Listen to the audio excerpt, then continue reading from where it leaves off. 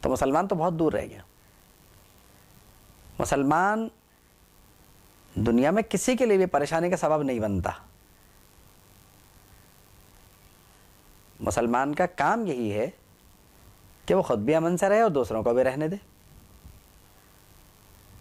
مطلب یہ ہے کہ طاقت ہونے یا نہ ہونے کی صورت، دونوں صورتوں میں مسلمان کو امن و امان سے ہی رہنا ہے.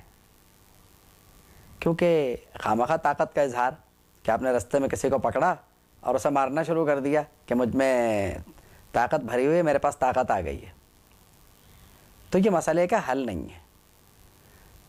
طاقت کو سنبھال کے رکھنا ضروری ہے، اس لیے کہ بہت زیادہ طاقت کا استعمال، بہت زیادہ گھونسے مکے مارنے سے بھی انسان تھک جاتا ہے اور سانس پھول جاتی ہے.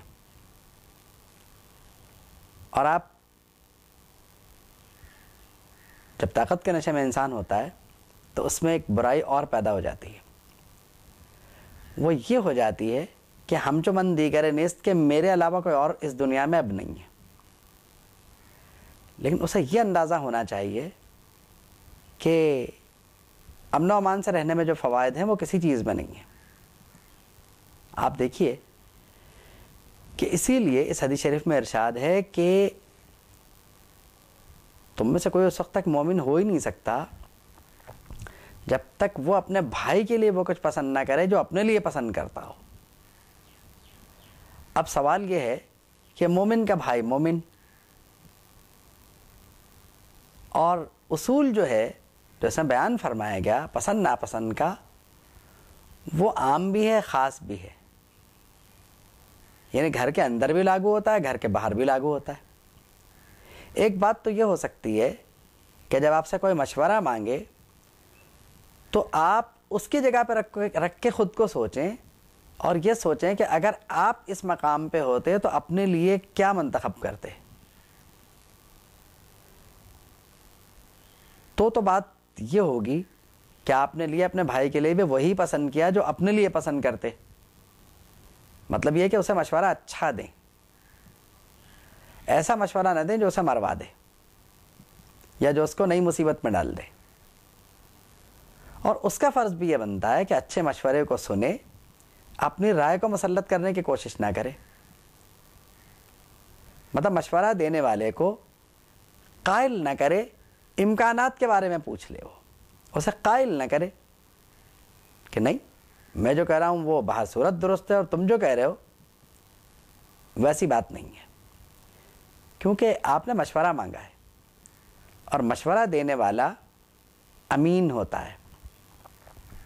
یعنی مشورہ دینے والے کو امانت داری کے اصولوں کا پورا خیال رکھنا پڑتا ہے اور وہ وہی مشورہ دے گا جو اس کی نظر میں اس وقت درست نظر آ رہا ہے اسے.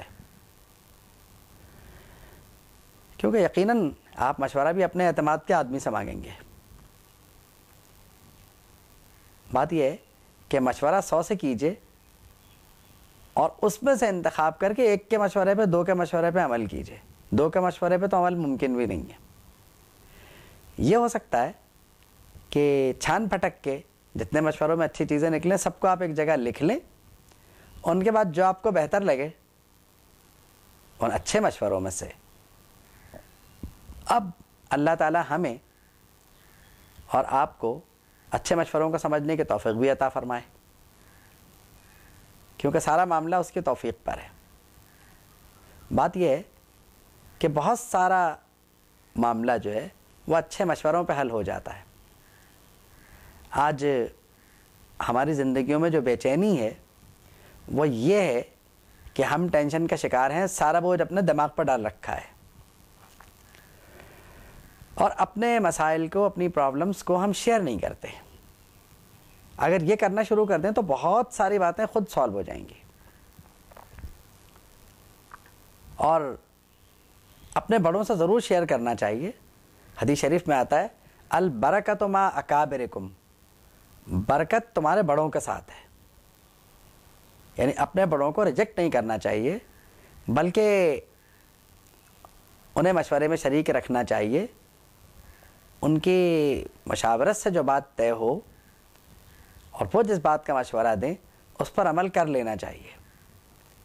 کیونکہ ہمارے بڑوں نے دنیا دیکھی ہے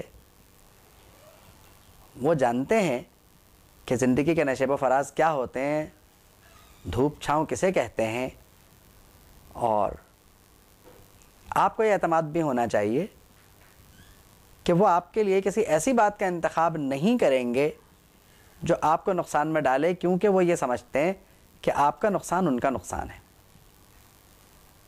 حدیث شریف سے بہت سارے پہلو نکلتے ہیں، بہت بات ہو سکتی ہے، 2 ہفتے 3 ہفتے بات ہو سکتی ہے۔ حدیث شریف میں اتنے موضوعات ہیں کہ کئی نشستوں میں اس پر بات ہو سکتی ہے، اور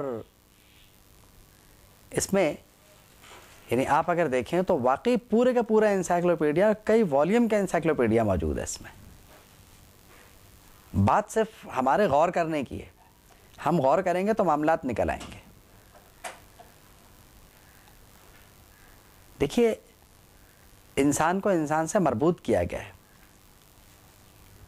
اور یہاں جس کو بھائی کہا گیا ہے، یعنی مومن کا بھائی جسے کہا گیا، وہ مومن ہے، یعنی ان دونوں میں ایک روحانی رشتہ قائم ہے، خون کا رشتہ نہیں ہے۔ چونکہ روحانی رشتہ قائم ہے تو روحانی رشتہ بھی مضبوط ہو سکتا ہے، اور یہاں روحانی رشتے کی مضبوطی کی طرف ہی اشارہ ہے کہ بھائی چاہے جسمانی رشتے سے ہو یا روحانی رشتے سے ہو، آپ کو بہر صورت ان دونوں رشتوں کا خیال رکھنا ہے، اور ان دونوں رشتوں کی پاسداری آپ کو اس طرح کرنی ہے کہ جو اپنے لیے پسند کرتے ہیں وہی ان کے لیے پسند کریں، اور نہیں اگر آپ نے غلط مشورہ دیا، غلط بات کہی، تو نہ آپ مومن ہیں اور نہ ہی آپ کے بھائی۔ دیکھیے، روحانی رشتہ ٹوٹ بھی جایا کرتا ہے، کیونکہ جب ایمان ہی نہیں رہے گا، بھائی چارہ ایمان کی بنیاد پہ ہے، جب ایمان ہی نہیں ہے تو بھائی چارہ کس بات کا؟ آپ نے اسے بھائی نہیں سمجھا،